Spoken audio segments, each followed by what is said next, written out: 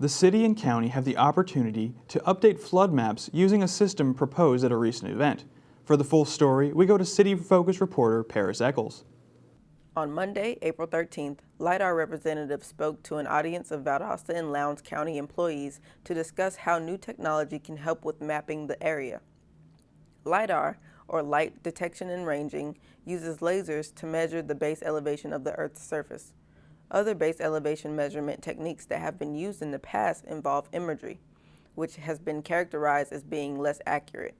LIDAR presents Lowndes County with the opportunity to produce updated flood maps using laser technology. Chris Chalmers, Program Director of Woolpert, talked to us more about LIDAR.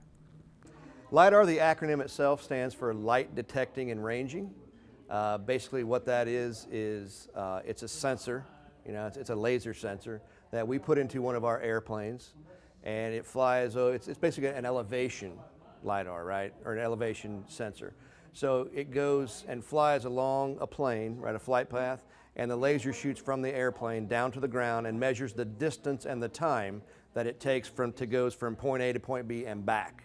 And that will give you a base elevation. Today's event was more of a kickoff meeting for the project that we're doing for Lowndes County to collect elevation data for our NOAA contract. Lowndes County, as you well know, is a recipient of the data from NOAA through that contract. If I'm not mistaken, it's for flood mapping, to renew your guys' flood maps more accurately than they used to in the past. The way the flood maps were created with in the past were using imagery, and using lasers is a lot more accurate than using imagery to create flood boundaries. So basically it's to update your flood maps. Further LIDAR applications include 3D modeling, archaeology, disaster management, airport mapping, aviation safety, land use mapping and planning, volumetric studies, electrical utilities, and transmission line corridor mapping. We also spoke with Kyle Schmidt, owner of Geoscience Consultants, a GIS consulting group based in South Carolina.